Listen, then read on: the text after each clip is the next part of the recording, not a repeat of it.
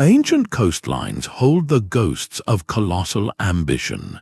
This is a deep investigation into the sophisticated planning techniques behind extensive ancient waterfront developments. You will learn how civilizations without computers or machinery engineered harbors that defied nature and time. How did they predict tides using only the stars? And why did they embed secret codes within their city streets?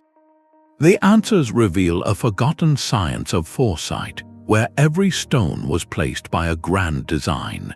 What do you believe is the greatest lesson these ancient builders left for us in the shorelines they shaped?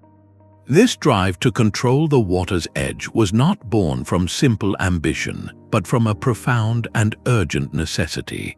For an ancient civilization, a waterfront was not a scenic backdrop. It was the very lifeline of survival and power. So we must ask ourselves, why did they pour generations of labor, wealth, and ingenuity into these monumental projects? The answer forms a powerful trifecta of human need. First, trade. A deep, calm harbor was a gateway to the world, a place where spices, silks, metals, and ideas flowed in and out, enriching the city and fueling its growth. Second, defense. A well-designed port was a fortress, its narrow entrances and high walls making invasion by sea a costly and difficult gamble. And third, sustenance. Beyond the saltwater harbors, these developments often included sophisticated systems to manage freshwater, channeling it for drinking, agriculture, and sanitation.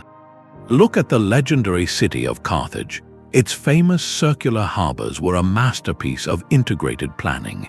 The outer commercial port welcomed the merchant ships of the Mediterranean, while the inner, restricted naval harbor was a secure base for its mighty fleet, a hidden stronghold that made Carthage a dominant force for centuries. This was not a simple dock, it was a complete, layered system of control. The stakes for getting it right could not have been higher. A failed harbor meant economic isolation, military vulnerability, and potential collapse. This immense pressure is what forced their planners to think not in years, but in centuries. They had to devise methods to outsmart the relentless sea, to build structures so resilient they would serve their grandchildren's grandchildren. It is within this context of monumental necessity that we find the origins of their most sophisticated techniques. The blueprint for these resilient structures began not with a surveyor's tool, but with a gaze toward the heavens. To understand the first and perhaps most profound technique, we must see the world as they did, where the sky was not a void but a grand, predictable clock. Ancient planners mastered a method of celestial and hydrological alignment, a practice that wove together the rhythms of the cosmos with the pulse of the Earth's waters. This was not mere superstition, it was a sophisticated form of observational science, a way to impose order upon the chaos of nature. They learned to read the stars and the sun's path not for prophecy, but for practical, vital prediction. By marking the solstice sunrise or the rising of a specific star, they could chart a canal's path or position a dock entrance to align with seasonal currents or tidal patterns still months away.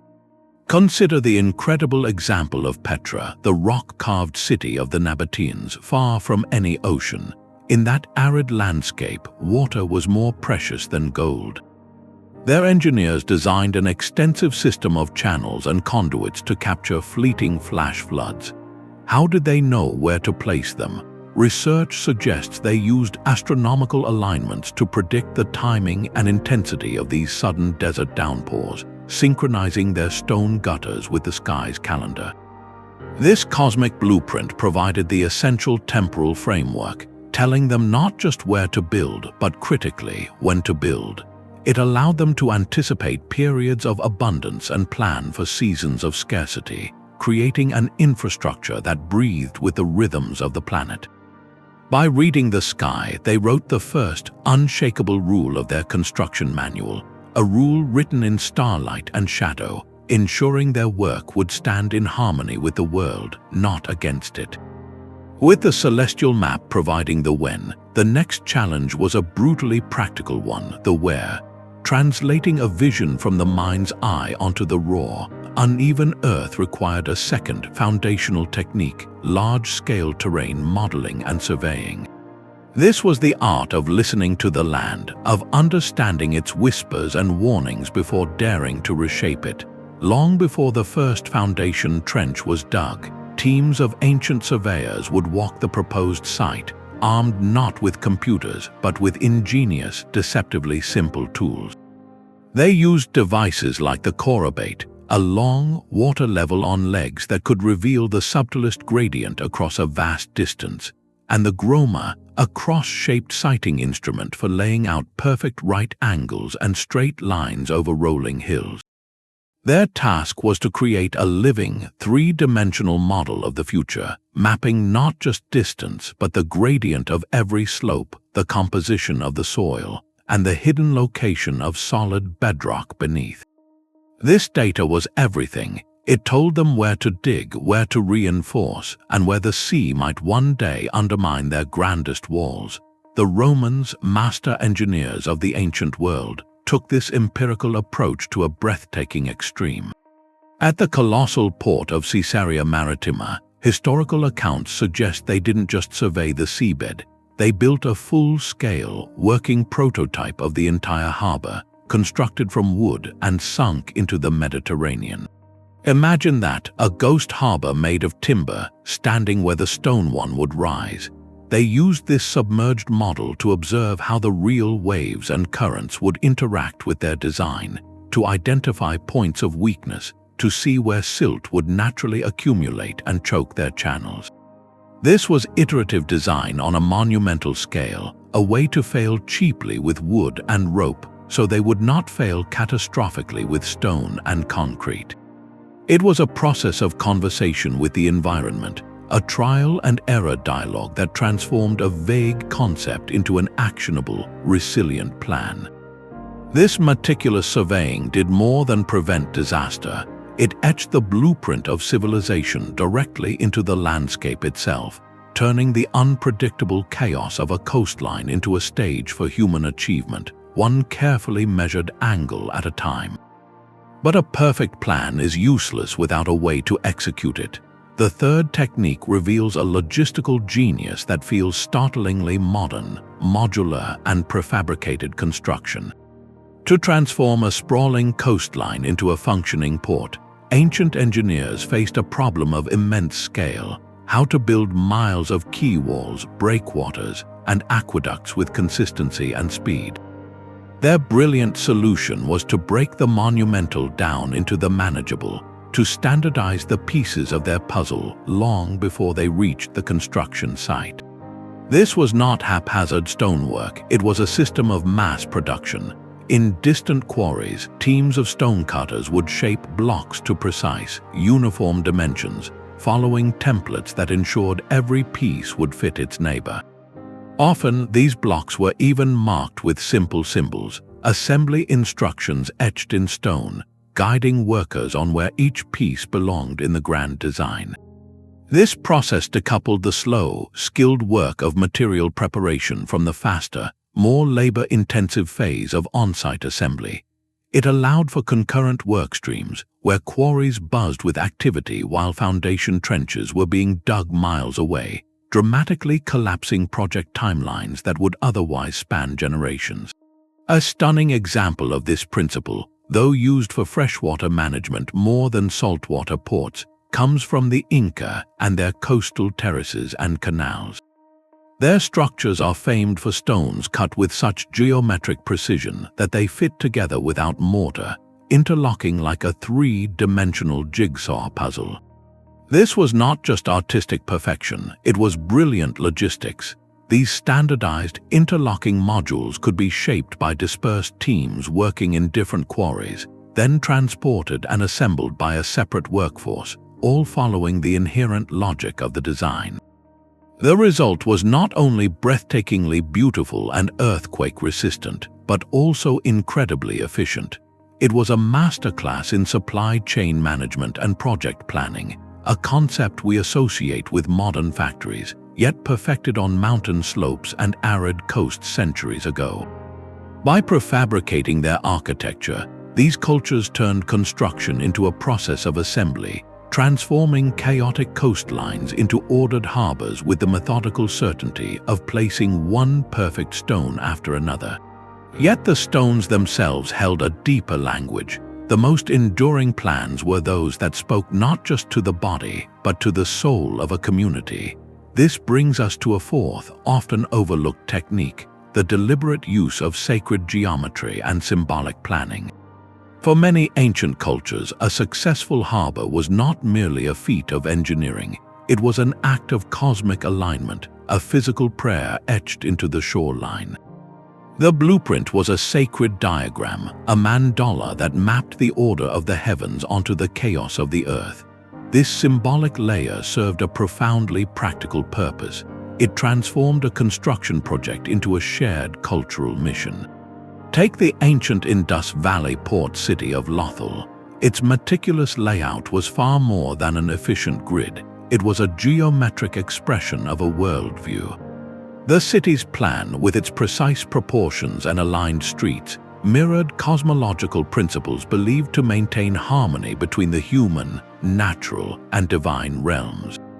The great dockyard and water reservoirs were not placed solely for hydrological convenience. They were positioned as integral elements within this living diagram. This practice was genius on multiple levels. For the planners, it provided a consistent, repeatable template that could be applied to new settlements. For the thousands of workers, many of whom could not read written instructions, these geometric patterns acted as a universal mnemonic device, a visual code everyone could understand. Knowing you were building a sacred shape, a representation of the universe itself, fostered a sense of shared purpose and reverence that mere wages could not buy. It ensured community buy-in across generations, as the knowledge of the plan was preserved not in fragile scrolls alone, but in ritual, art, and oral tradition. The technical specifications for a sewer channel or a quay wall were woven into the stories told at festivals and the paths walked during ceremonies. This fusion of the pragmatic and the profound created a resilience that went beyond mortar and stone. The plan became a cultural artifact, a covenant between the people and their place in the world.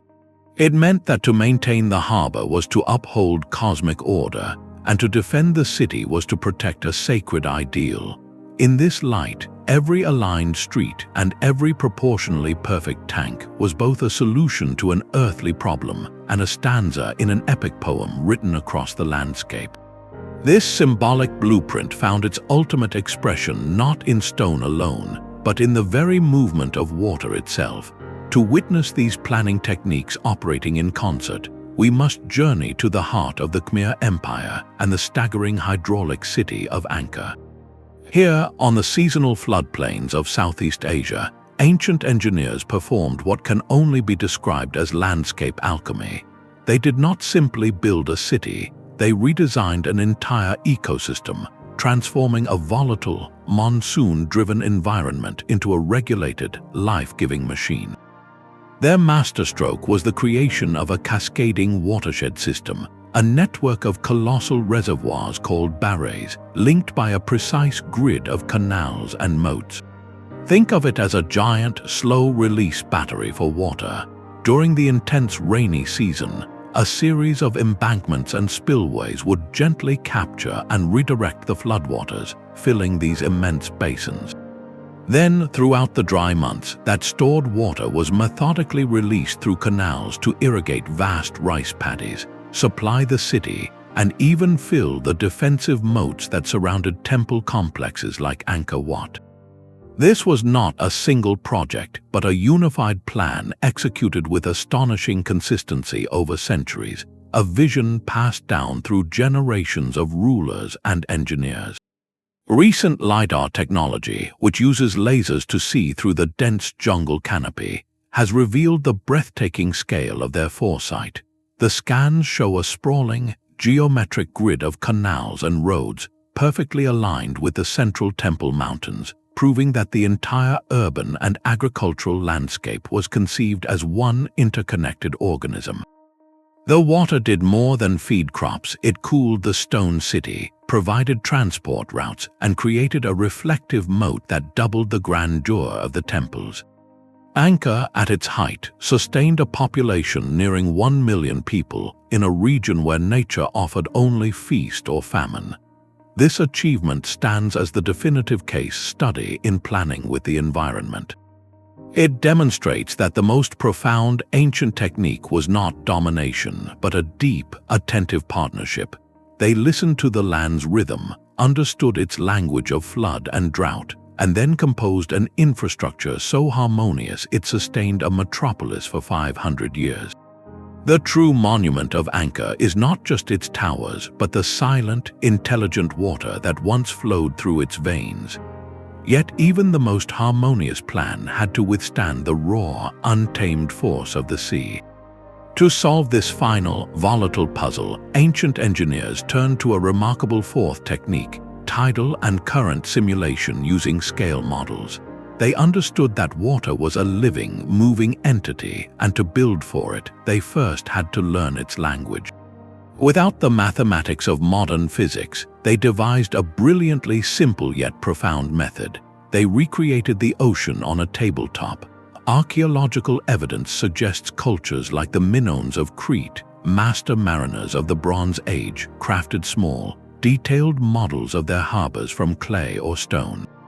These were not mere decorative objects, they were functional prototypes. They would carefully fill these miniature basins with water, perhaps using controlled pours to mimic tides or currents, and then simply watch. They observed where silt settled in the calm corners, where water swirled violently against a straight wall, and where gentle eddies formed. This hands-on, empirical testing was a form of direct dialogue with physics. It allowed them to innovate solutions that pure theory could not provide. For instance, by experimenting with different angles, they might discover that a curved or L-shaped breakwater, called a mole, could dissipate a wave's energy far more effectively than a straight one, protecting ships inside the harbor. They could test the placement of dock entrances to avoid the natural paths of sediment drift, ensuring their channels would not clog within a few seasons. This practice represents nothing less than an early form of computational fluid dynamics, a way of running countless simulations where the only processor was human observation and the only code was trial and error. The genius lay in its risk reduction. It was far safer, cheaper, and faster to learn that a design would fail from a clay model that could be reshaped in an afternoon than from a 1,000-ton stone breakwater that took a decade to build. By simulating nature in miniature, they transformed uncertainty into knowledge. They moved from guessing how the sea would behave to understanding it, from being passive occupants of the coastline to becoming its active, intelligent partners. This humble act of pouring water into a small clay basin was, in its own way, as revolutionary as any modern engineering software, for it granted them the power of foresight, the ability to see the future of the waves before a single permanent stone was ever laid. The silent, intelligent water of Angkor flowed because an army of human hands directed it. Behind every precisely placed stone and every perfectly angled canal stood the true engine of these ancient marvels, a meticulously organized workforce. The planners understood that brilliant blueprints were worthless without the labor to realize them, and so they developed a fourth, equally sophisticated system, one of social organization and logistics. Managing tens of thousands of workers across decades was a puzzle as complex as any hydraulic model, requiring its own set of ingenious techniques. This was the invisible architecture, the human machinery that turned vision into reality. They did not rely on brute force alone, but on structured systems that maximized skill, maintained morale, and synchronized human effort with the rhythms of nature. Specialized guilds of stonemasons, carpenters, and dredgers would have been established, each mastering a specific craft and passing that knowledge down through families. Work was often staggered, aligning with the agricultural calendar to utilize farmers during the off-seasons, a practice that prevented famine and fostered broad community investment in the project. Incentive systems, perhaps including extra rations, ceremonial honors, or tax relief, would have motivated sustained effort over the long, grueling years. The scale is almost incomprehensible to us today. Consider the Grand Canal of China, a waterway project that unfolded over centuries and dynasties. Historical records suggest the mobilization of millions of individuals, from diggers to cooks to administrators. This was not a chaotic horde, but a population managed with bureaucratic precision. A central planning ministry would allocate quotas of workers from different provinces, schedule their rotations to coincide with the dry seasons when earthworks were possible, and establish supply chains for food, tools, and materials that stretched across the empire. Planning documents for such an endeavor would have been as much about people as about geography. Alongside lists of timber and stone, there would have been demographic maps showing which regions could spare laborers, and festival calendars used to plan work pauses for essential planting and harvest times. This holistic approach recognized that a worker was not just a unit of labor, but a member of a community with cycles of life and obligation.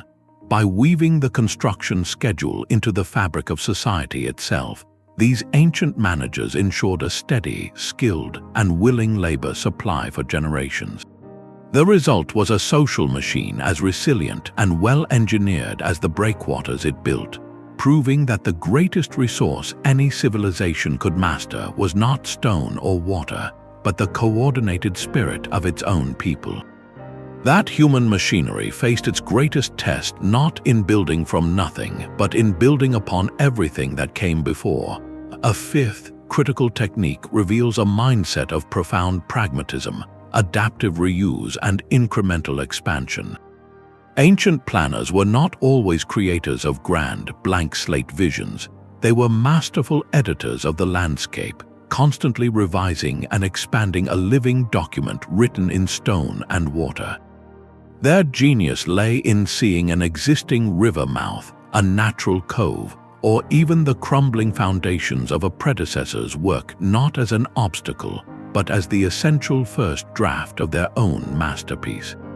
This approach transformed the waterfront from a static monument into a dynamic, growing organism, one that could breathe and expand with the city it served. The legendary port of Ostia, the maritime gateway to ancient Rome, stands as the definitive case study. It did not spring into existence as the colossal hexagonal basin we see in ruins today. It began humbly as a simple settlement at the mouth of the Tiber River, a natural anchorage for small boats. As Rome's appetite for grain, olive oil, and marble grew insatiable, the planners faced a constant challenge: how to increase capacity without ever shutting down the vital flow of trade. Their solution was a phased, modular expansion that unfolded over centuries. First, they improved the river mouth. Then, under Emperor Claudius, they constructed a large artificial basin a short distance north, complete with a lighthouse. When that basin began to silt up, Emperor Trajan didn't tear it down. He added a brilliant second act, a magnificent inner hexagonal harbor connected to the first by canals.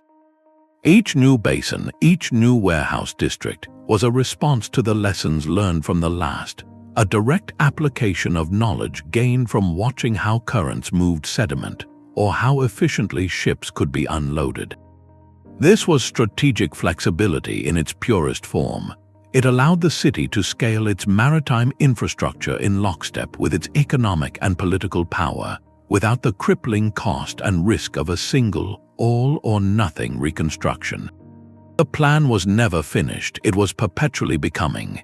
This incremental philosophy meant mistakes were localized and correctable. A poorly angled quay wall in a new section could be redesigned in the next phase without dooming the entire port. It turned the waterfront itself into a historical archive, a layered testament to centuries of problem-solving, where every stone told a story of a challenge met and a lesson integrated. The harbor grew not by revolution but by intelligent, responsive evolution. But a plan for labor and logistics is only as strong as the physical substance it commands. The silent partner in every ancient waterfront was the very stuff it was made of, materials chosen and crafted with a foresight that borders on alchemy. This was not a matter of using whatever stone lay nearby.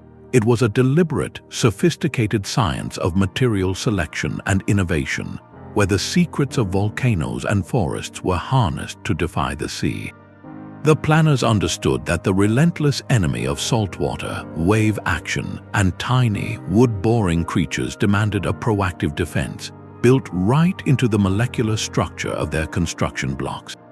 Their greatest weapon against decay was a revolutionary invention, hydraulic concrete. The Romans perfected this technology, creating a mortar that could not just withstand water, but actually cure and harden beneath the waves.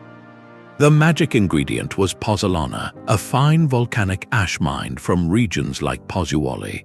When mixed with lime and rubble, this powder triggered a chemical reaction that bonded the mixture into a monolithic, waterproof mass, even when submerged. This was not luck, it was applied geology. Engineers developed specific recipes, varying the mix for different applications, the foundation of a breakwater needing different properties than the lining of a freshwater cistern.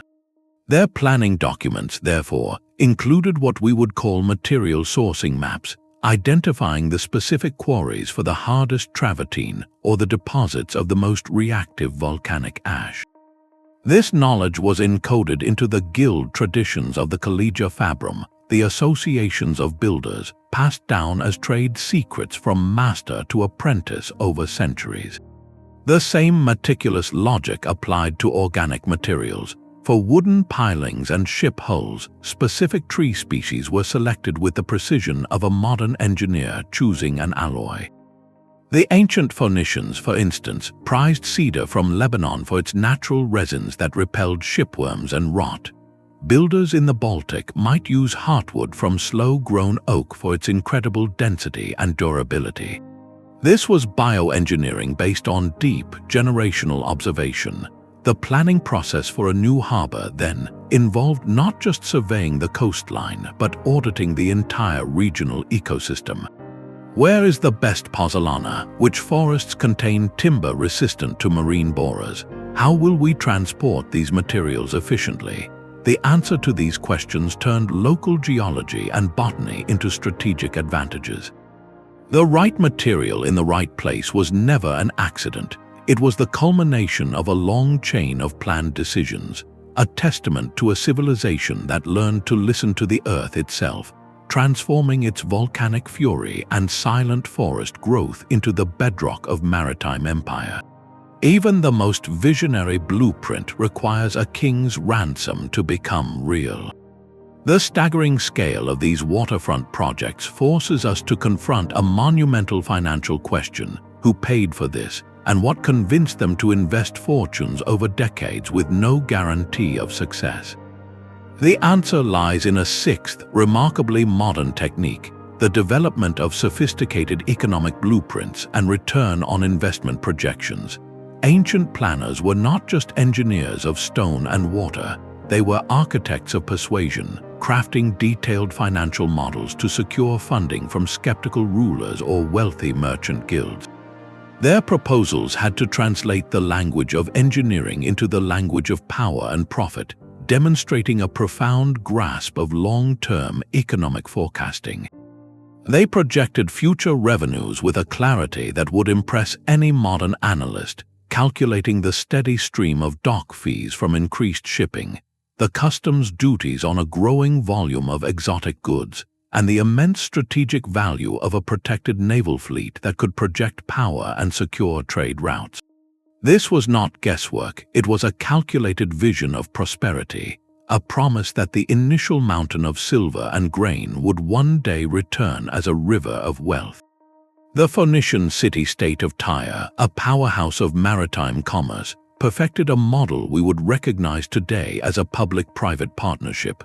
When the city needed to expand its famous dual harbors, the ruling council did not bear the cost alone.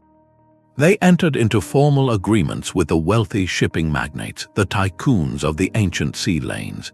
These merchants would provide upfront capital, materials, or even ships for transport, and in return, they received a pre-agreed share of the future harbor fees and preferential docking rights.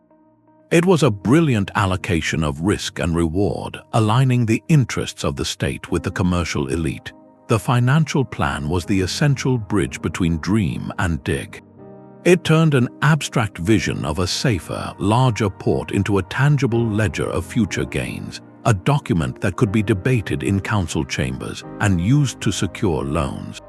This required planners to think in multiple timelines: the immediate cost of quarrying and labor, the medium-term disruption to existing trade, and the generational payoff of regional economic dominance. They had to convince backers to see beyond the dust and noise of construction, to envision a future where their city's name was synonymous with safe harbor and reliable markets. These ancient prospectuses, whether etched on clay or argued in eloquent speeches, reveal a mindset that viewed infrastructure not as an expense, but as the ultimate strategic investment. They understood that the true foundation of their maritime empire was not the first stone in the breakwater, but the first promise of profit that convinced someone to pay for it. The most profound harbor designs were those that learned to whisper the language of the landscape. Beyond material science and financial models, a sixth technique reveals a planning philosophy of breathtaking elegance, ecological integration, and early biomimicry. This was not engineering imposed upon an ecosystem, but engineering inspired by it, where human planners observed how natural systems achieved stability, fertility, and resilience, and then consciously replicated those principles. The goal shifted from conquering the waterfront to collaborating with it, creating structures that were not just built on the environment, but woven directly into its living fabric. The ultimate expression of this philosophy is found not on a Mediterranean shore, but on a highland lake in the Valley of Mexico. The Aztec capital of Tenochtitlan was a marvel of aquatic urban planning, a city built upon the waters of Lake Texcoco using a technique called chinampas. These were not simple wooden rafts or piles of rubble. They were artificial islands engineered to mimic the most productive and stable natural systems, the wetland. Builders would weave huge rectangular frames from reeds and willow branches, anchor them to the lakebed with sturdy posts, and then layer them with rich sediment, aquatic vegetation, and mud dredged from the canal bottoms. The result was a floating garden of incredible fertility, its roots constantly fed by nutrient-rich water, its structure stabilized by a living mesh of root systems. The chinampas were more than farmland. They were the foundational modules of the entire city, creating stable, arable land where none naturally existed. The planning technique here was one of deep observation and replication. Planners saw how natural wetlands purified water, prevented erosion, and supported abundant life. They then designed their entire settlement to function on those same biological principles. Canals between the chinampas acted as aquatic highways for canoes, but also as regulated waterways that managed water levels, facilitated nutrient flow, and provided a habitat for fish and waterfowl, creating a polyculture that sustained the metropolis. This was a self-reinforcing, self-cleaning system. The very act of dredging the canals to maintain navigation simultaneously removed silt and decaying matter, which was then piled onto the chinampas as fertilizer, closing the loop in a perfect cycle of use and renewal. The waterfront development, in this case the entire city, became a living, breathing organism. It required far less constant, brute force maintenance than a static stone port because it was designed to work with natural processes, not against them. This approach represents the highest form of ancient foresight, a recognition that the most resilient plan is one that humbly learns from the master engineer, nature itself. It asks us to consider what our own modern landscapes might look like if we designed them not as declarations of separation, but as thoughtful continuations of the living world. A blueprint carved in stone could be shattered by a single earthquake, but a plan sung around a fire was immortal.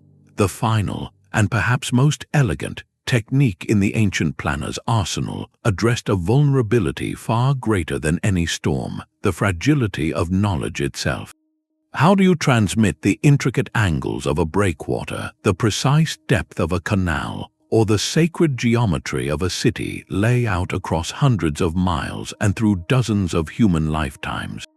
The answer lies in a symphony of communication methods that turned memory into a shared, living archive. These civilizations understood that the physical harbor was only half the achievement. The other half was the unbroken chain of understanding that allowed it to be maintained, repaired, and replicated. They developed parallel systems of knowledge transmission, each layer a backup for the others, ensuring the technical soul of the project outlived its physical bones. In Mesopotamia, we find some of the world's first engineering documents, meticulous clay tablets that recorded canal dimensions, labor allocations, and even calculations for earthworks. Yet these fragile libraries were complemented by something far more resilient, the master builder. This individual was not just a foreman, but a walking repository. Through a rigorous apprenticeship, every nuance of the plan, every trick for setting a foundation in soft mud, every chant for aligning a wall with the solstice sun, was passed from mentor to student in an unbroken oral tradition.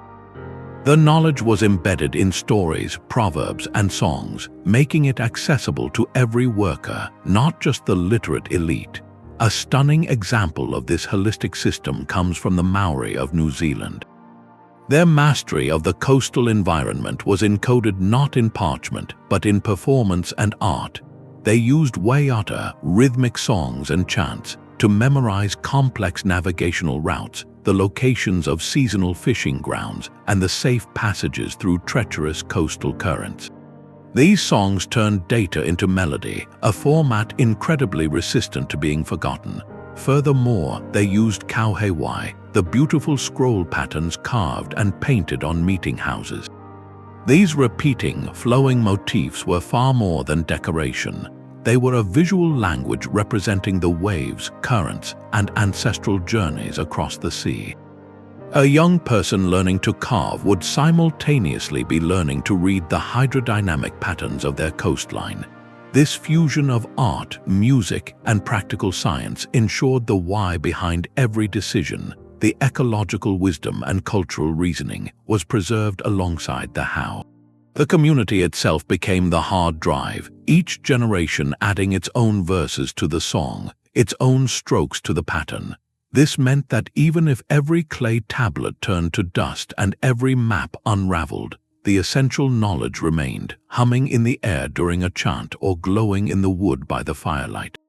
It was the ultimate act of planning for the future, an acknowledgement that the most vital material to preserve was not stone, but memory, and the most durable structure one could build was not of mortar, but of meaning passed faithfully from one beating heart to the next. This philosophy of living with the water finds perhaps its most graceful and enduring expression in the canal city of Suzhou, a place where the line between urban planning and aquatic artistry completely dissolves. For over 2,500 years, generations of engineers and gardeners in this Chinese city performed a continuous, delicate ballet with the water that surrounded and permeated it. Their achievement was not a single monumental harbor, but an entire city conceived as a sophisticated hydrological machine, where every canal, street, and walled garden played a coordinated role in a system of breathtaking harmony. The planners of ancient Suzhou mastered a technique of integrated duality, designing a network where each waterway served multiple, inseparable purposes. A canal was never just a canal. It was a transportation route for goods and people, a critical drainage channel to manage the heavy seasonal rains, a ready source of water for fighting fires, and a key element in the city's defense, forming natural moats that could be controlled and manipulated. This multifunctional design was synchronized with the street grid above, so that every major roadway had a parallel waterway, turning the city into a fluid mirror of itself. But the true genius lay in the subtle control mechanisms woven throughout. To manage the complex flow between the higher Taihu Lake and the lower-lying city, engineers installed a system of locks and weirs, simple yet precise stone gates that could be raised or lowered to regulate water levels with fingertip accuracy. This allowed them to perform a vital balancing act, preventing destructive floods during the wet season while ensuring canals remained navigably deep during times of drought. Water was not a threat to be walled out, but a precious resource to be guided, a partner in the city's daily rhythm. This technical foresight reached its aesthetic zenith in the city's famed classical gardens. These were not separate retreats from the urban water system, but its most beautiful and functional components. The ponds and streams within gardens like the humble administrator's garden were often fed by and drained back into the public canal network, creating a closed, recirculating system. The careful placement of rocks and plants was not merely artistic, it was a form of natural engineering that slowed water flow, filtered sediment, and created microclimates. The planners understood that beauty and utility were two sides of the same coin, that a garden which cooled the air and purified water was as vital to the city's health as a granary or a fortified gate.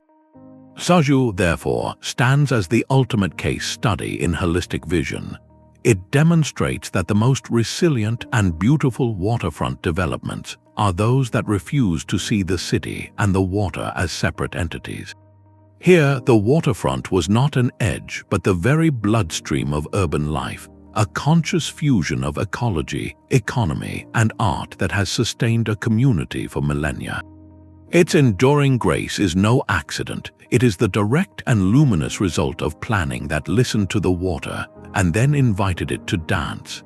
The silent enemy of every great harbor was not the storm, but the slow, patient drift of mud.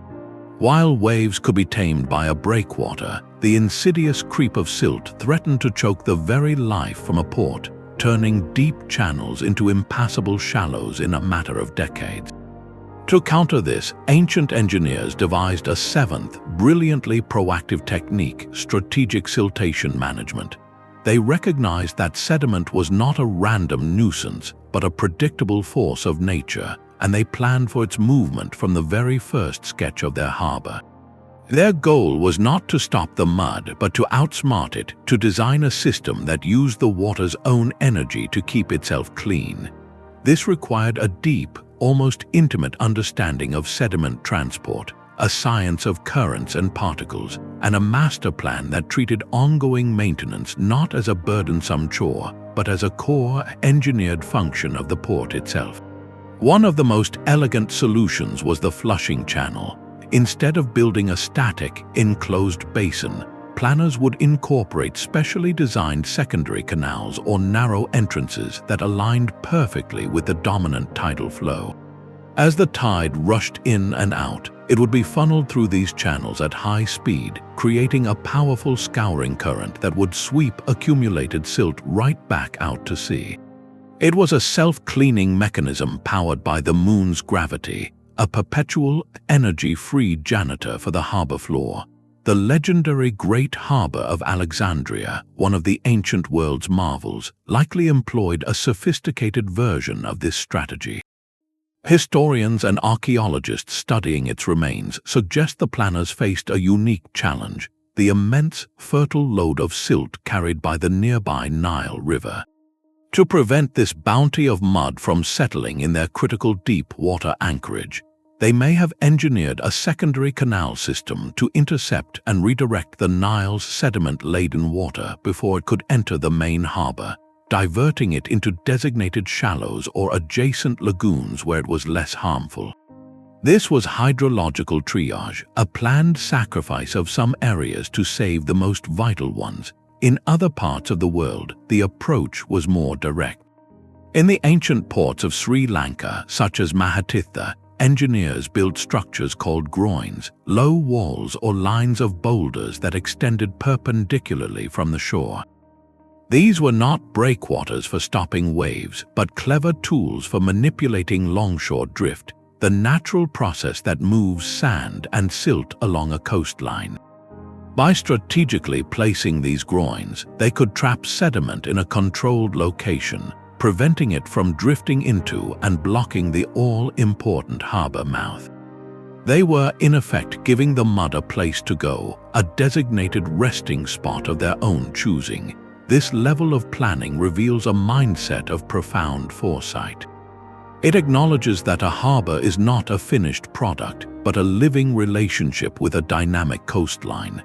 The true test of their design was not how it looked on the opening day, but how it functioned a century later. By building maintenance into the very DNA of their structures, these ancient planners ensured their legacy would not be a beautiful ruin buried in sand, but a thriving, deep-water gateway that could serve generation after generation. In the grand calculus of their ambition, managing mud was every bit as critical as moving mountains of stone. A harbor's wealth was a beacon for both merchant and marauder. This constant duality of commerce and conflict meant that every blueprint for a great waterfront carried a hidden, second purpose, a military defensive layer woven directly into its civic design. The planners knew that to build a port was to paint a target, and so their engineering had to serve two masters, the peaceful flow of trade and the brutal necessity of war. The techniques they developed transformed these bustling centers of exchange into formidable, impregnable fortresses, where every architectural choice could mean the difference between prosperity and plunder. The first line of defense was often the very shape of the harbor itself. Instead of wide, welcoming bays, engineers favored designs with narrow, bottleneck entrances, sometimes flanked by massive stone moles.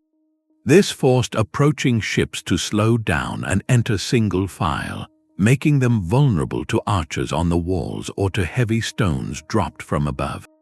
It was a simple, devastatingly effective form of crowd control for an invading fleet. But the genius lay in integration, not just addition. The classic lighthouse, a symbol of safe guidance, frequently doubled as a watchtower and artillery platform. Its height offered a panoramic view of the sea lanes for miles, allowing sentries to spot sails on the horizon long before they reached the coast. This early warning system was built into the fabric of the city's daily life, a constant, vigilant eye scanning from within a structure of peace. Perhaps the most cunning defensive innovations, however, were the ones hidden beneath the waves. To counter the threat of enemy ships ramming the harbor gates or landing troops directly on the quays, planners devised submerged obstacles. These could be forests of sharpened wooden pilings driven into the seabed, known as chevoux de frise, or fields of large, jagged stones designed to rip open hulls. In some of the most sophisticated ports, they employed the ultimate aquatic gate, a massive chain boom. This was a gargantuan iron chain, supported by floating pontoons, that could be stretched across the harbor mouth from one tower to another. In times of peace, it lay slack on the seabed, invisible and unobtrusive. At the first sign of attack, teams of men or oxen would winch it taut, creating a literal and symbolic barrier that no ship could pass. The definitive example of this layered defensive planning is the Byzantine harbor of Theodosius in Constantinople. Part of the legendary capital's maritime complex, it was protected by the immense Theodosian walls that stretched from land into the sea itself. But its most famous feature was the Great Chain of the Golden Horn. This colossal iron barrier could be deployed to seal off the entire strategic inlet, protecting not just the military docks but the heart of the city's maritime economy. The chain was more than a tool, it was a statement of calculated preparedness. The creation of such integrated defenses began not with construction, but with imagination. Ancient planners conducted what we would now call threat assessments and war games. they would mentally, or perhaps with simple maps and models, simulate invasions from the sea. Where would an enemy fleet be most vulnerable? Which approach offered the best cover for a surprise attack? How could the natural currents be used to hinder an assault? These exercises in strategic foresight directly informed the placement of every tower, the angle of every wall, and the location of every underwater hazard.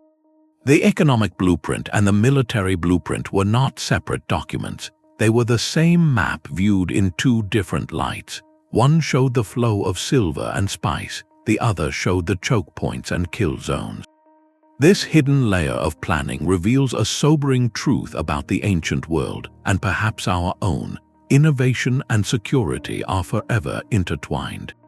The same mind that could calculate the perfect curve for a breakwater to calm the waves could also calculate the perfect angle for a wall to deflect a battering ram. The waterfront, therefore, was never just a place of arrival.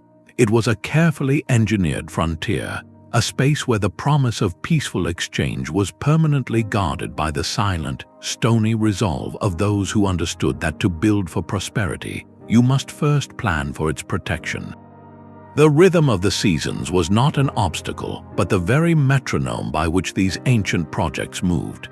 An eighth, profoundly sophisticated technique reveals how planners turned time itself into a tool, the meticulous climatic and seasonal phasing of work. They understood that fighting nature's calendar was a fool's errand, a waste of precious labor and resources. Instead, they learned its tempo and composed their construction schedules as a grand, multi-year symphony, with each movement timed to the turning of the earth. This was not improvisation. It was a choreography written into the master plan years in advance, transforming environmental constraints into powerful logistical advantages. In monsoon regions of Southeast Asia or India, for instance, the plan dictated a clear seasonal shift. The intense dry season, when rivers shrank and the water table dropped, was the window for all foundational work. This was the time to excavate harbor basins, lay the first courses of massive quay walls, and drive the deep pilings that needed to set in firm, dry earth. Then, as the skies darkened and the rains began, the workforce would pivot. The very water that would have flooded their excavations now became their ally. The season of high water was reserved for tasks like canal digging in already wet areas, or more critically, for the transport of materials. In ancient Egypt, this principle was elevated to an art of state. Scribes left detailed records showing how work on Nile harbors and canals was perfectly synchronized with the annual inundation, when the great river swelled its banks, spreading life-giving silt across the land. It also became a sprawling, liquid highway. The planners had spent the preceding dry months quarrying and shaping colossal stone blocks far upriver. As the floodwaters rose, these impossible weights, which would have required unimaginable effort to drag overland, were simply floated into position on barges. The river did the heavy lifting. This seasonal phasing was a masterstroke of labor and material optimization. It prevented the demoralizing and dangerous work of fighting floods in a foundation pit. It ensured that specialized skills were used when conditions were perfect, not squandered in futile struggle. A stone mason could focus on precision carving during the dry, stable months, while teams of diggers and transporters took the lead when the water was high. This required a fluid, adaptable workforce and a leadership with remarkable foresight. The project manager had to think in cycles, not in a straight line. He needed to know not just how to build a wall, but how to stockpile exactly enough stone at the riverside quarry so it would be ready to float away the moment the flood signals came from the southern reaches of the kingdom. This was logistics on a celestial scale. By embedding this seasonal intelligence into the plan, they eliminated waste and amplified effort. The environment was no longer a boss to be battled, but a partner in the project, providing free transport, natural excavation, and even the scheduling itself. The rising of a star, the retreat of the waters, the direction of the wind, These were all project milestones written in the sky, and the wisest builders knew how to read them. They did not just build in a place, they built in rhythm with it, and in doing so, they harnessed the most reliable power in the world, the patient, predictable turning of the seasons. The fixed stars above offered more than just a calendar. They became the literal cornerstone of entire cities rising from the shore. For some ancient planners, the challenge of taming a mutable coastline demanded an anchor of absolute celestial permanence. They achieved this by weaving the cosmos directly into their street grids, employing a technique we now call Archaeoastronomical Alignment. This was not merely orienting a single temple, but designing the entire urban skeleton, its main avenues and central plazas, to mirror specific astronomical events. The goal was to root the human community within the eternal, predictable cycles of the heavens, creating a profound sense of order that the shifting sands and tides below could never disrupt. While not a coastal city itself, the immense influence of Teotihuacan in central Mexico demonstrates this principle with breathtaking clarity. The so-called Avenue of the Dead, the city's colossal central axis, is not aligned to true north but is deliberately offset. Scholars have proposed this alignment targets the setting of the Pleiades star cluster, a celestial marker of immense agricultural and ceremonial significance across Mesoamerica. This grand design, conceived in the highlands, became a template exported to coastal centers. Ruling elites in port cities would replicate this cosmic orientation, laying out their own ceremonial cores to mirror the sacred geometry of the powerful inland metropolis. It was a way of importing divine legitimacy and cosmic order directly to the edge of the sea, asserting that even here, at the frontier of chaos, human law was written in starlight. Across the world, ancient Greek harbor cities often embodied a similar fusion of the practical and the profound. The foundational layout of a new colony, its process of surveying and marking the land, was a sacred rite known as Catastrophic. The planner, or Aristeas, would often align the main street, the Plataea, with the heliacal rising of a specific star or constellation important to the city's patron deity. This meant the first light of that star, appearing just before dawn after a period of invisibility, would shine directly down the city's primary thoroughfare. For a sailor approaching that harbor after a long voyage, that aligned street became a celestial runway, a beacon of orientation that led him from the starlit sea directly into the heart of the polis. But this was more than a navigational aid, it was a declaration. It embedded the city's identity and its connection to the divine into the very angle of its stones. The waterfront, with all its noise and commerce, was thus framed by an axis that reached into the infinite. This cosmic anchoring solved a deep psychological and administrative challenge of coastal life. How do you govern a space defined by perpetual change? The answer was to build a grid that referenced the unchanging sky. It provided a fixed, non-negotiable reference frame for all subsequent planning, from the division of residential lots to the placement of warehouses. The stars became the ultimate surveyor's mark, a guarantee that no matter how much the coastline eroded or accreted over centuries, the city's soul remained aligned to a higher, permanent truth. In this way, the most successful waterfronts were those that learned to look up, finding in the cold, distant lights of the cosmos the warm, steady blueprint for a home by the ever-changing sea. Even the most brilliant plans sometimes met the unforgiving reality of nature. For all their celestial alignment and sophisticated modeling, ancient waterfronts were not immune to catastrophic failure, and these collapses offer us some of the most profound lessons in their entire planning philosophy. The story of the great port of Ephesus stands as a solemn testament to this truth. Once a thriving Roman metropolis on the coast of Asia Minor, its harbor was a marvel of engineering designed to welcome the wealth of the empire. Yet today, the sparkling Aegean Sea is miles away, replaced by silent, fertile fields. Ephesus died by silt. Despite their mastery of concrete and arches, the Roman planners made a critical, long-term miscalculation about the nearby Casta River. They underestimated the immense volume of sediment the river would carry from the deforested hills inland, and their harbor design lacked a sufficient strategy to manage that relentless, slow-motion avalanche of earth. Year after year, decade after decade, the mud advanced, choking the channels and shallowing the basins, until the ships could no longer reach the city. The bustling port gradually became a marshy backwater, and then a ghost of its former self, its grandeur buried under the very soil that had once sustained the region.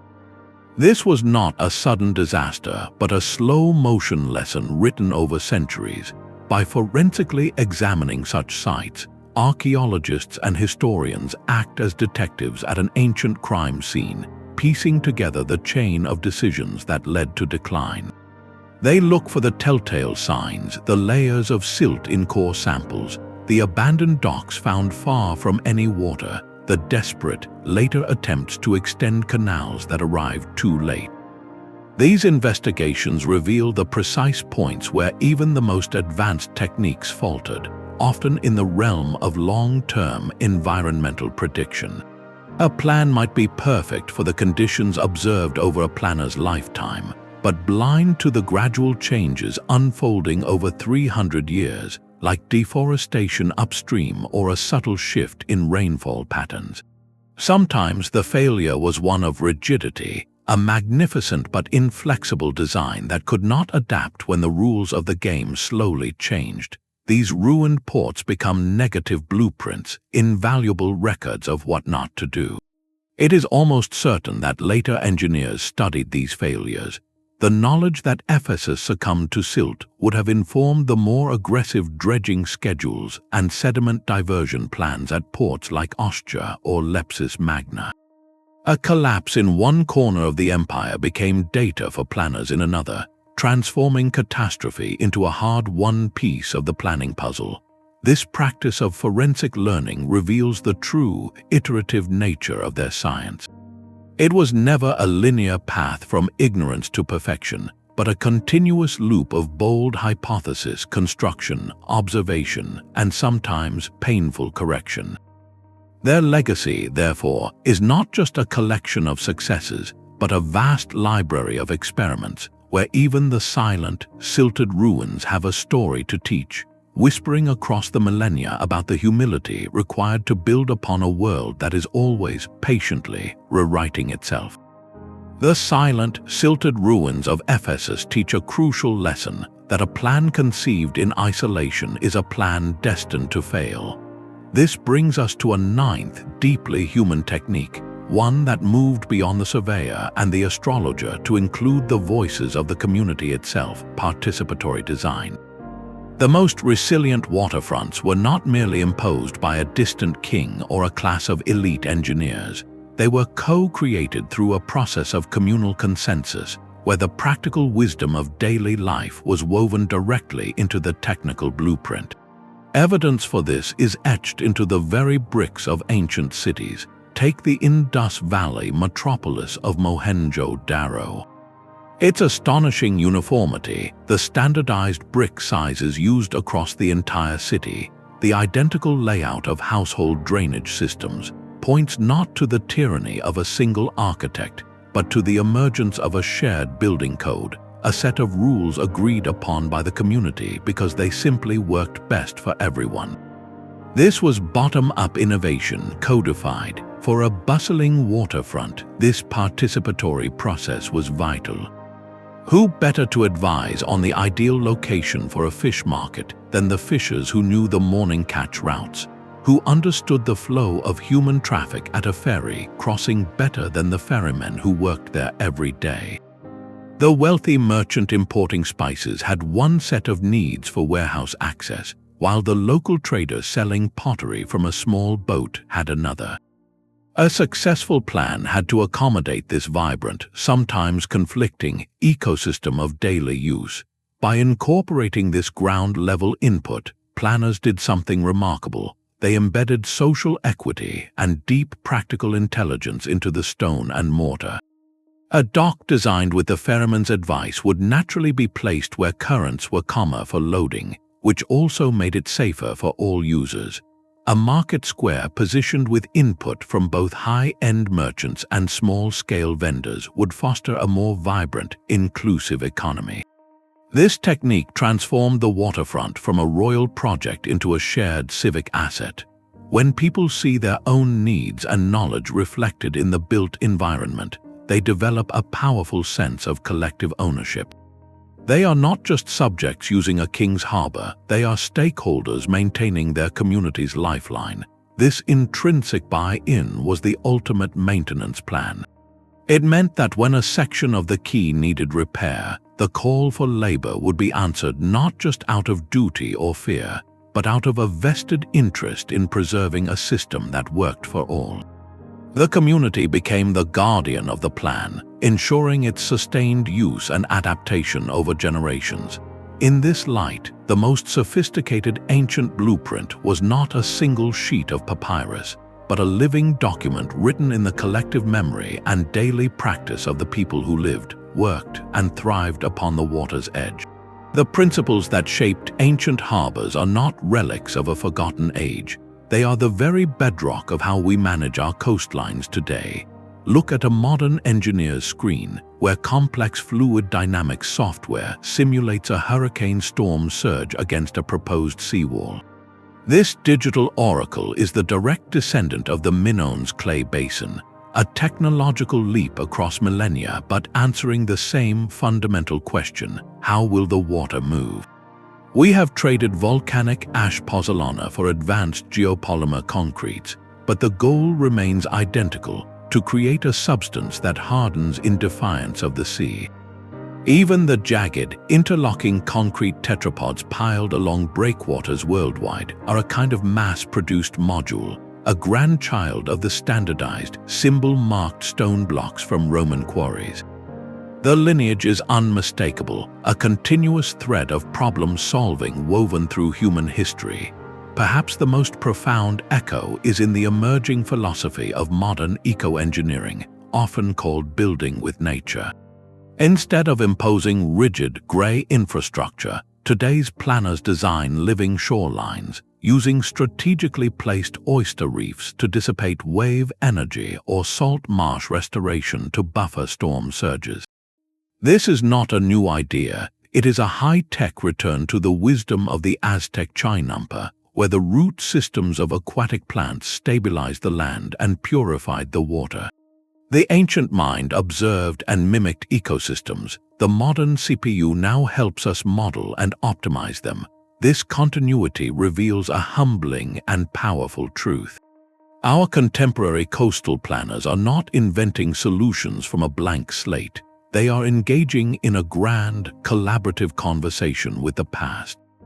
They are rediscovering, measuring with satellites, and augmenting with polymers the same timeless principles of resilience, adaptability, and partnership with natural forces. The problems of erosion, sedimentation, and rising waters are as old as civilization itself. The ancient engineer surveying the stars and the modern scientist parsing climate data are united by the same imperative: to secure a future for their communities against the relentless, beautiful power of the sea. In this long conversation between human ingenuity and the planetary rhythm of water, every breakthrough is also a remembrance. The fire atop the Pharos of Alexandria was a star brought down to earth, a promise of safe return burning against the night sky. This leads us to a 10th, breathtakingly elegant technique: symbolic wayfinding and navigational infrastructure. For ancient planners, the responsibility of a great harbor did not begin at the stone quay.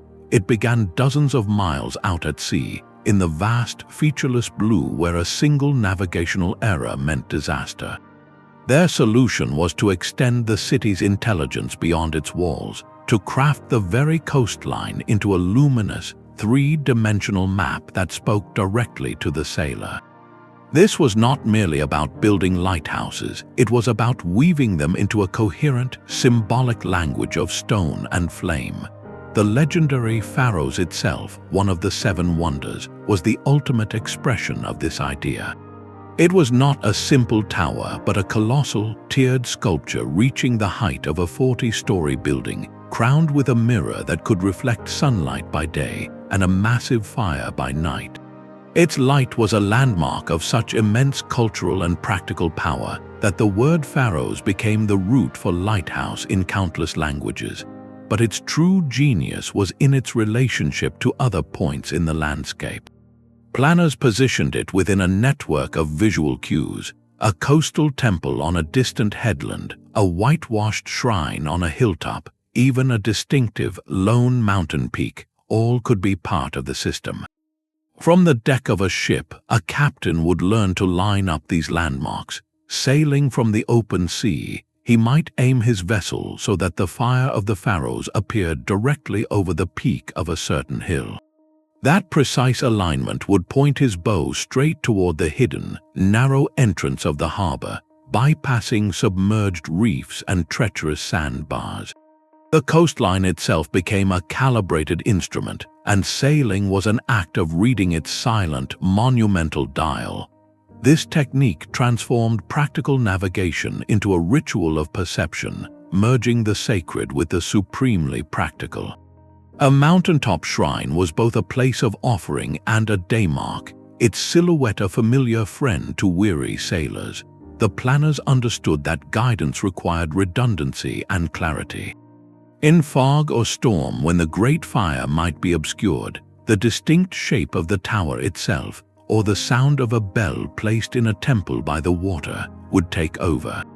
This was a multi-sensory plan, an acknowledgement that the journey from ocean to birth was a single, continuous process that their design had to shepherd. It turned a perilous approach into a choreographed arrival, where every rock and building played a part. The sailor was never truly lost, for the city itself reached out with stone arms and fiery fingers to guide him home. This network of light and land was the final, majestic link in the chain of planning, a testament to a civilization that thought not in terms of isolated monuments, but in terms of connected systems, ensuring that their safe harbor was not a secret to be found, but a destination to be gracefully, inevitably drawn toward. A harbor's vitality depended on a delicate dance between two opposing worlds, the sweet and the salt. In the most advanced ancient ports, planners mastered a sophisticated technique of dual hydrology, designing entire cities as intricate machines that balanced freshwater and seawater in a perpetual, beneficial tension. This was not merely about having both kinds of water available. It was about engineering their precise interaction, creating a symbiotic relationship where each system enhanced the other without ever allowing one to corrupt its partner. The stakes of this balance were immense. Freshwater was the lifeblood for drinking, agriculture, and sanitation, while salt water was the medium of commerce, defense, and transport. Letting them mix carelessly could poison wells, corrode ship hulls, or create stagnant, unhealthy brackish zones. The solution was a master plan that functioned like a living organism's circulatory system, with separate yet carefully connected channels for each vital fluid. In desert ports like ancient Palmyra, a caravan city with a vital oasis, engineers performed hydrological miracles. They constructed vast underground aqueducts called canals to channel precious freshwater from distant mountains, storing it in deep, plaster-sealed cisterns beneath the city. Meanwhile, they designed their commercial areas and docking basins with knowledge of the local water table and seasonal floods. The goal was to ensure the oasis spring, the source of all life, remained pure and undiluted by any salt intrusion from the surrounding arid plains or from waste, while still supporting the bustling trade that arrived by both camel and, potentially, via connected waterways. This required a holistic map of all hydraulic pressure in the region. They had to know exactly where the freshwater lens sat below the city, and how digging a new well or canal might draw in saltwater from another direction. Their tools for maintaining this balance were elegantly simple but required precise operation: sluice gates, overflow weirs, and settling basins. A weir could be set at a specific height in a freshwater channel, ensuring that excess water during a rare downpour would spill over into a designated garden or evaporation pond, rather than backing up and seeping into the foundations of a saltwater dock. Conversely, a tidal gate at a harbor entrance could be closed during certain moon phases to prevent an unusually high tide from pushing saltwater too far up a river that supplied irrigation canals. The planners of Petra, though inland, demonstrated this principle on a grand scale by channeling flash floodwater through narrow sick canyons into massive storage tanks, while using clever terracing to prevent soil salinization in their gardens. This intricate interplay served profound practical needs. Controlled salinity in a ship basin was crucial. Too fresh and wooden hulls would rot from freshwater organisms. Too salty and corrosion would accelerate. By using tidal flows to periodically flush basins, they could maintain an ideal balance for preserving the fleet. Furthermore, this managed exchange could create thriving edge ecosystems, like sheltered lagoons perfect for shellfish cultivation or salt pans for harvesting a valuable commodity. The entire city became a calibrated instrument of water management, where every decision about a fountain or a warehouse had to account for its impact on the invisible, underground battle between sweet and salt. This technical foresight reveals an ancient understanding that true resilience lies not in separation, but in the intelligent, governed connection between opposing forces, a lesson written not in stone, but in the silent, purposeful flow of water through 1,000 carefully placed channels. Some of the most ingenious waterfront planners built not for the ages, but for the moment, far from the immortal stone of Roman concrete. A different philosophy thrived in the sun-drenched, earthquake-prone Aegean Sea during the Bronze Age.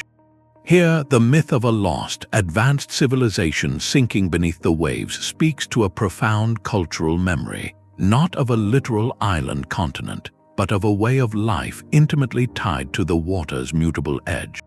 Archaeological whispers from sites across the region suggest a paradigm of dynamic adaptability, where settlements were designed with a built-in acceptance of impermanence. While literal floating cities remain in the realm of legend, compelling evidence points to extensive communities built on wooden pilings driven into the soft sediments of shallow, protected bays, or on land painstakingly reclaimed from the water with layers of brushwood and rubble. This was not a failure of engineering, but its ultimate expression for a specific, volatile environment. The planning technique was not about defying nature with permanence, but about dancing with it through flexibility. Imagine a village where the very floorboards might shift slightly with the seasonal tides, where the creak of wood was the sound of the structure accommodating the living earth below. In a region ripped by tectonic forces, where sea levels could change and shorelines could liquefy in an instant, building a city of heavy stone on a fixed coastline was an invitation to catastrophe. The brilliant adaptation was to use a lightweight, renewable material, wood, in a way that allowed for repair, expansion, and even wholesale relocation.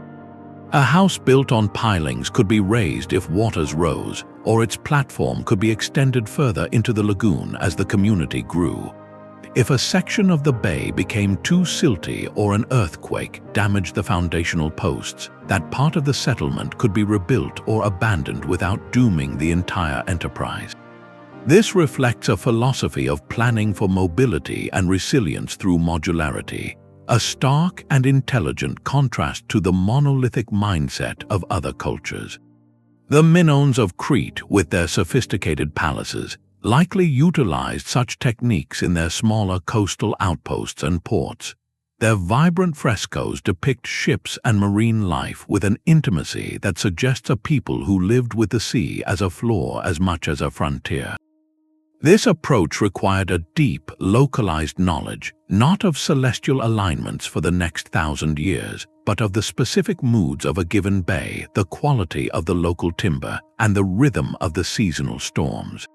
It was planning on a human, adaptable scale. The legacy of these settlements is elusive by design. Their wooden skeletons long returned to the seafloor, leaving only cryptic post holes and layers of organic refuse for archaeologists to decipher. Yet their lesson is powerfully clear. In the face of an unstable world, the most resilient plan may not be to build a fortress, but to learn how to build a raft, to create a community light enough on its feet to sway with the changing tides, yet strong enough in its connections to hold together through the storm. It was a masterful balance between ambition and humility, a reminder that sometimes the greatest strength lies not in refusing to move, but in knowing how. The silent posthole is a whisper from the blueprint. These ghostly impressions in the earth, left by long-rotted wooden pilings, are more than just archaeological features. They are the literal footprints of ancient intention. To understand how we today can reverse engineer the grand planning techniques of the past, we must become detectives at a crime scene where the crime was creation itself. We are not simply digging up ruins, we are decoding a lost language written in soil, stone, and spatial relationships. The process begins with the humblest of clues. A pattern of evenly spaced post holes along a vanished shoreline does not just mark a fence, it reveals a standardized module for a pier or wharf. The subtle gradient of a filled-in canal bed, detectable through soil core sampling, tells us the precise slope engineers calculated for optimal water flow. Even the chemical signature of sediments, a higher salt content here, a layer of freshwater peat there, maps the forgotten boundaries between a bustling saltwater dock and a protected freshwater spring. Each of these fragments is a single piece from a giant, scattered puzzle, and the picture they form is one of profound foresight. Modern technology has given us a powerful new lens for this decoding. LiDAR, which uses laser pulses to strip away jungle canopy or modern buildings, reveals the grand geometry invisible from the ground. From the air, what looks like random hills and depressions resolves into the perfect grid of canals and raised fields at Angkor, or the vast, engineered watersheds of Maya cities. This bird's eye view lets us see the plan as the original planners might have conceived it, as a unified design etched across the landscape. But the true forensic work happens at ground level, in the meticulous analysis of how things were put together. By studying the distribution of different artifact types, we can infer the logic behind a city's layout. A concentration of fine imported pottery and stone weights for scales near a certain set of foundations points unmistakably to a customs house or a wealthy merchant's quarter. The strategic placement of standardized storage jars in a warehouse basement reveals an inventory system, a plan for managing the flow of goods. This forensic archaeology allows us to do something extraordinary, to reconstruct not just the physical structure, but the intellectual process that birthed it. When we map the precise alignment of a harbor entrance to the winter solstice sunrise, we are glimpsing the moment a planner looked to the sky for a fixed bearing. When we find a quarry site 20 miles inland with stones cut to the exact same dimensions as those in a breakwater, we are witnessing the logistical genius of prefabrication. By analyzing the wear patterns on a stone embankment, we can deduce the dominant direction of tidal scour that the engineers sought to harness or defeat. Each of these data points is a stroke in a portrait of the ancient mind. We begin to see the problems they faced, the variables they weighed, and the innovative leaps they made. The scattered footprints coalesce into a coherent walk, a step-by-step reasoning from problem to solution. This is how we bring the ancient planner back to life, not as a mythical figure, but as a practical thinker whose methods we can trace, understand, and even admire. Their greatest monument, it turns out, is not always in the stone that remains, but in the intelligent pattern of choices that the stone still betrays. The grand stone quays and aligned canals were more than engineering triumphs. They were profound social statements. Every harbor plan, from its conception to its daily operation, answered a fundamental ethical question: who does this place serve?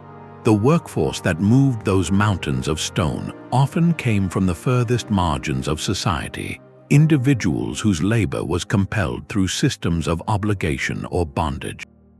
This reality was literally embedded into the landscape, as the monumental scale of the projects reinforced the power and prestige of the ruling class that commanded them. The waterfront became a theater of social hierarchy, where the spacious villas of merchants overlooked the crowded docks where others toiled. To walk the splendid marble wharf was, in a very real sense, to walk upon a foundation of complex human cost. Yet these same spaces could also become powerful catalysts for cultural fusion. Consider the legendary Library of Alexandria and its surrounding district, the Museum. This wasn't just a repository for scrolls, it was a direct result of strategic waterfront planning that made the city a global crossroads.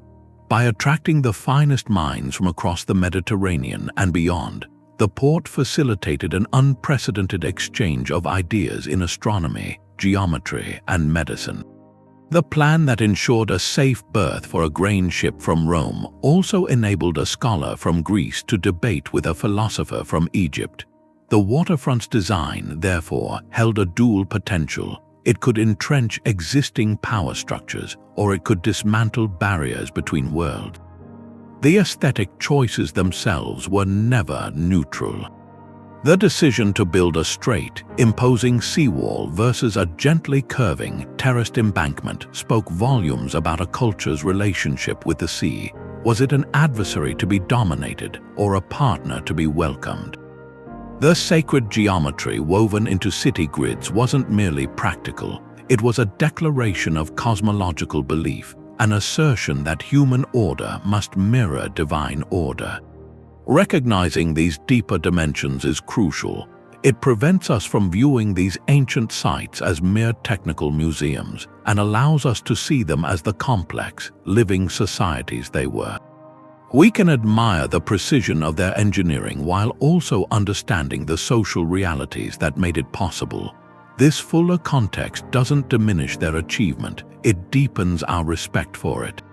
It reveals that the greatest challenge they faced wasn't just moving water or stone, but navigating the eternal human tensions between power and equity, isolation and exchange, the will to impose order and the wisdom to collaborate with it. Celestial alignments and community voices were threads in a single, magnificent tapestry. The planning techniques behind ancient waterfront developments reveal a breathtaking synthesis of observation, innovation, and long-term vision that feels almost humbling to witness. These were not haphazard constructions thrown together by desperate hands, but the results of deliberate, sophisticated processes, a kind of slow, patient conversation between human ambition and the living world. They balanced hard engineering with fluid ecology, cold economics with warm spirituality, proving that the most resilient structures are those built with the head, the heart, and the hand in perfect alignment. As we stand today on our own shifting coastlines, facing the profound challenges of rising seas and the urgent need for sustainable design, these ancient blueprints whisper across the centuries with startling relevance. They do not offer a simple copy-and-paste solution, for our tools and scales are different. Instead, they offer something far more valuable, a set of timeless principles. They teach the power of observing first and building second, of partnering with natural forces rather than declaring war upon them. They demonstrate that a plan is only as strong as the community that guards it, and that true foresight measures success not in years but in generations. The silent stones of Ostia, the geometric canals of Angkor, the living chinampas of Tenochtitlan, all remind us that the most enduring human creations arise from a deep, attentive understanding of our environment and each other. They were built not for a single lifetime but for a legacy, a gift to an unseen future. That is perhaps their greatest lesson, a call to think beyond the immediate horizon, to plan with a humility that learns from the past and a courage that builds for a world we ourselves may never see. If this journey into the minds of ancient planners has sparked your curiosity, we would love to hear your thoughts. Which of these techniques do you find most remarkable for its time? Share your reflections in the comments below, and for more explorations into history's greatest mysteries, be sure to subscribe.